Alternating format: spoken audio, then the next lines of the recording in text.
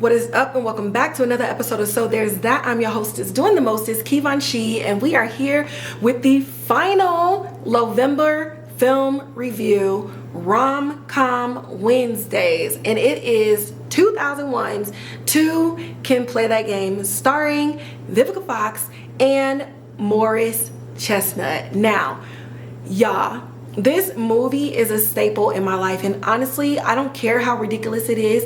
I don't care how old I get and how, emotionally mature and how I'm able to view relationships and things of that nature. I'm always gonna love this movie. I'm always gonna laugh because it is so ridiculous, but it's also so cute, and there's so many lessons in it.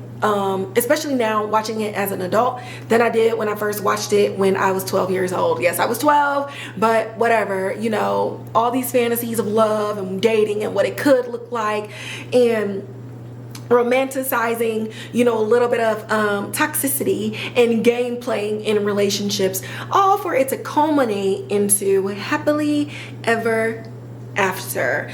Another reason I'm always gonna love this movie is because there were just so many rom-coms out there, and there's not a lot of them with black leads, especially like black on black love as well. So all of the rom-coms that come out that have black love centered, even in its ridiculousness, I'm gonna love them and I'm going to watch them. A lot of black people watch them and they, oh, why can't we get this and why don't we get that and all these other things, and you project all of these ideas of what you want this movie to look like and how you think black love should be portrayed. Yet those same people who put those projections out there love the white versions of these movies. So yeah, obviously I was gonna close out this month with this movie because it's just everything. So let me get into some of the particulars, and then we're gonna just go through kind of like the plot of the movie. We're gonna dive into some of the themes of the movie, and of course, if you want to watch it, you can go ahead and find it on Prime Video. So who wrote this movie? Mark Brown, who also directed it. The genre is rom-com. So the movie is about an arrogant career woman who plays a series of heartless mind games with her boyfriend to put him in line, only to discover that he has a few tricks up his own sleeve. The editor was Earl Watson. The director of photography was Alexander Gruszynski. The executive soundtrack producer is Pilar McCurry. The music supervisor, Rashad Liston. The music editor, Michael Boustead. And again, the cast: Vivica A. Foxx as Shante, Morris Chestnut as Keith, Anthony Anderson as Tony, Gabrielle Union as the Conny, Monique as Dierdre, Wendy Raquel Robinson as Karen, and Tamala Jones as Tracey. So this movie is about relationships.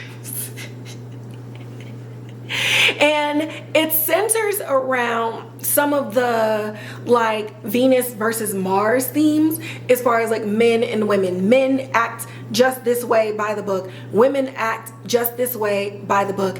And if you do certain things and you kind of intercept certain behaviors, then you can get your man or your woman to behave in a way that you see fit, that fits in line with the checklist that you wrote about what your ideal future husband and future wife are going to be. Now, the movie stars Vivica Foxx and it's surrounding Shante, and so we get a lot of stuff from Shante's standpoint where we're talking about how the way that she lives her life and the advice that she gives her friends on how to basically control and keep your man in line, what flags to look for, how they lie by the book, and when to stay in the relationship with your lying man or your red flag man, and when to exit the relationship.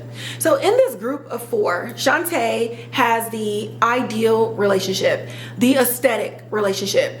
Her man is a top person at his job. She's a top person at her job. He has a great body. She has a great body. He looks good. She looks good. They look good together on each other's arms. But her friends are in some very like not successful relationships. So one of her friends is in a relationship with somebody who was butt ugly, but she, you know, liked him, loved him, helped him get his job together, helped fix his teeth, all of those things. And when he finally found a mirror and saw like, holy shit, like I kind of look good, he stopped doing the romantic things that he was doing for her and kind of just became self-absorbed and self-centered. Then you have her other friend, Dierdre, who is with somebody who just don't work. He is just a bum. And the only thing he is good for is sex. That is it. And then you have Tracey, who is with a chronic cheater. I mean, just cheat and lies all the time. So even her friend group, they all have like different types of men, and all of their red flags is a little bit different. But Shante is kind of looked at as the relationship guru in this friendship. And then you have Keith, who his friend is Tony, and he's just in a successful relationship. You know, he's living life, he's loving it, everything is good to go. Now the villain, I guess you can say, in this movie is Conny, played by Gabrielle Union. And Conny is also fine, is also intelligent, also got a great body and everything like that. And the rumor is that she causes men to leave their wives for her. Now this is just a rumor, but I mean, slut shaming was just very rampant. And anytime you see somebody that could be a competitor, which Shante sees her as, she goes throughout this movie as if it's like, oh, she ain't nobody, oh, she just a hoe, she just that and the third. But out of all the women that are introduced in this film, Conny is the one that is most like Shante, in that, like Shante, she can get whoever she wants. She's not insecure. She knows who she is. She knows what she wants, okay? Now, everything kind of comes to a head when Shante and her girls are out at Shante's favorite restaurant and slash like club, when Karen spots Keith. I almost forgot his name. I was about to say more Chestnut. When she spots Keith on the dance floor, just kind of like loosely dancing with another woman. His arms are not around her. He's just kind of not in it. He's just like, you know, bobbing or whatever. And Karen's like, Shante, ain't that Keith over there? And this kind of sparks this whole like, what will she do? All of her homegirls are looking at her like, girl, what you gonna do? Because they know the advice that Shante has given them over the years. But Shante is having this internal dialogue, and she's like, look, I'm not about to let my girl see me sweat.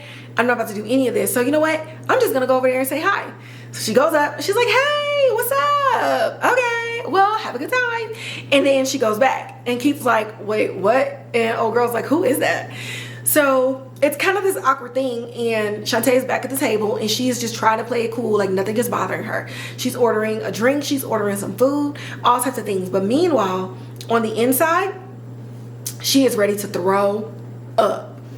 So this launch, the 12-day Get Your Man Back in Line program that Shante has built in and also got her friends to buy into. Now, she is by no means like writing a relationship book or like a self-help book or How to Train Your Man part 1 and 2, but her friends and her, they are so deeply engrossed in what their relationship looks like to each other.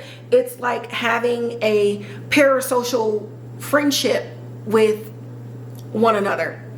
So you can kind of tell when Shante saw Keith, she's the type of person who, we don't get into it, but the older me is getting into it now.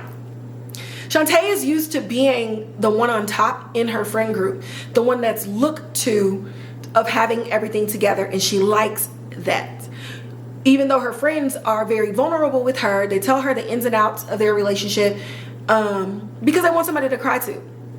But in this, you see that Shante, while she's trying to put her 12-step program to the test, she doesn't confide her real feelings to her friends at all. She has to look perfect. And this goes back to when I said at the beginning, it's an aesthetic relationship. Shante has built a relationship on what they look like together and being this power couple. But we see during these 12 days that Keith actually like loves her. So here she is playing games on one side, trying to get him in line, and he just wants to talk to her and let her know like this is just a huge misunderstanding. But she's not really having it. Luckily for Keith, he has a fuckboy friend like Tony who knows women like Shante, who knows games that women like Shante plays. And so now Keith is like, you know what? Two could play that game.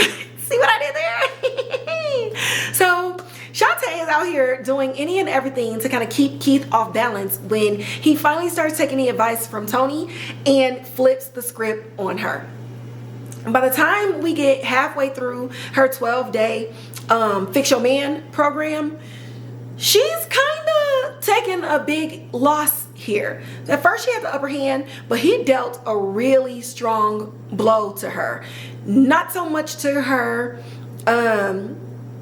emotionally, but her ego has taken a very big hit. During this entire time, do you think she's assessing anything at all? No. Now, I want to park here, okay? I want to park here because Shante has always been like, you know, get this and get your man in line. If he don't do that, leave him. And very much, oh, my man would never. And if he did, I'm gonna be done. So she finds herself as being one of those women who I could never. Oh, he ain't gonna ever. And now that it kind of happened to her a little bit, she has to follow through on her own advice to save face. Meanwhile, the entire 12-day thing that she's putting Keith through the ringer for is for her to get him back. She doesn't even want to leave him. So you are the type of girl that would tell your friends, leave that man, when you're finding out in reality you would not leave yours. And so because you know that you won't leave him, you have to keep all of that stuff to yourself. You can't vent to your girls now about how you really feel, because now you're going to sound like a hypocrite to them. So you have to go through and act like, you know, nothing is wrong and everything is going okay. And even when you get to the point where you don't even want to play this shit no more, he's now fully flipping the script back on you because it's childish. What are we doing? We get to a point where even Keith is like, girl, you're playing games. Like, this is not checkers. This is not tic-tac-toe. Like, this is a human heart and another human heart. Let's just talk through this. Because up until this point, she hasn't really got the full story. And it's one of those things where you have a situation, you know, it looks like a duck, it quacks like a duck, but it really turns out to be like a swan. She never allowed herself to have enough of a conversation with Keith about what she saw that night at the club to realize that it wasn't a duck. He is not like your friends' men. You are also not like your friends. Even though you love them and they love you, it's not the same situation. But because you're trying to save face and you're dating this man to look good in front of your friends, now you look like a fool. And this is what happens when you're dating people not for the right reasons, or you're putting other people's views and opinions ahead of what you actually feel for the person that you're in a relationship with.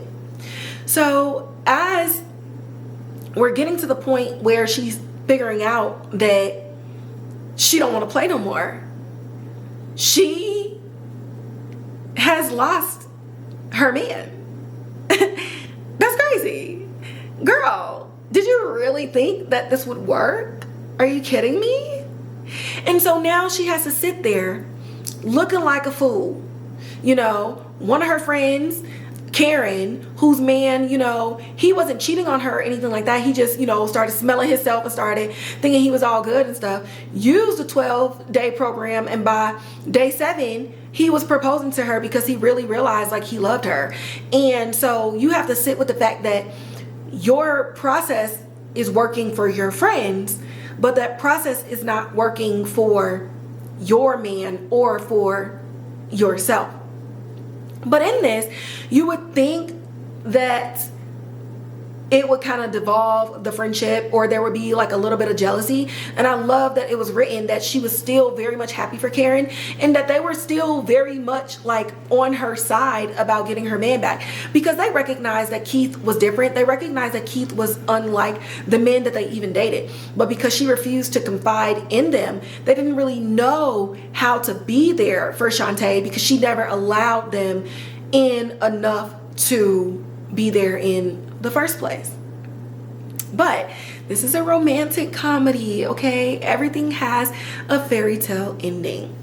So Shante is sitting at her favorite club, and she is sad when a woman comes up, and she's kind of pouty too, and Shantae's like, hey girl, what's up, like everything good?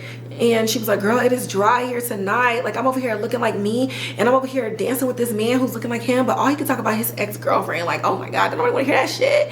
And she turns around and she recognized the back of their head, and she goes up to him and she replays the same way that Keith had asked her out the first time that they ever met in this place.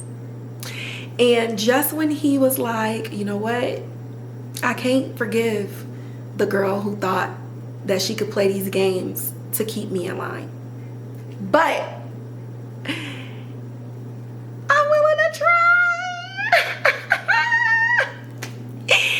And they lived happily ever after. Now there's so many things that I did not bring up about this movie. Go watch this movie. But I love this movie so much, especially watching it as an adult, because you really get to see like Instagram played out. Like this movie, when I watched it, I'm like, oh my god, this is Instagram. It's what you post versus what goes on in real life. And Shante was very much living life like the edited version of Instagram posts and stories and reels and, you know, those relationship vlogs and stuff like that. When under the surface, it was a complete opposite. And she was trying to force her man into this life that she dreamed of herself, into this box that she even boxed her friends' relationships in, instead of looking at her relationship as its own authentic thing. And she almost lost her man because of it. Like, to be the most successful and stuff like that, you were going to be the one in the friend group that didn't have a man. It literally was gonna be brother on my arm, no brother on your arm for Shante. And when you look at the depths of what that is, there's a lot of people out there that be like, well, I look like this, therefore my life should look like this. And they end up dehumanizing themselves. And then you're ending up in relationships with people who are just as inauthentic as you. Even if you feel like you have depth on the inside, what you display is what you're attracting. And she was displaying a lot of just very surface level things and almost lost a non-surface partner, which is why I will always watch this movie, because there's lessons upon lessons upon lessons, even with the other friend groups. On top, the movie is just ridiculously funny, iconic lines, and there's bloopers at the end. Please normalize putting bloopers back at the end of the movies, please, I beg you. Also, this movie was an hour and a half. Let's get back to that, can we? I am tired of planning dinner around 3-hour movies. I am tired. Give me an hour and 19 minutes, an hour and 20 minutes, please. Let the long ass movies go, especially when they're movies like this. Like, we ain't got a deep dive. Just give me something I can laugh at, give me something I can feel good about, and let's keep it moving. Like, let's wrap this up. So there's that. To play that game film review. I hope this made you want to go watch it. It is so fun.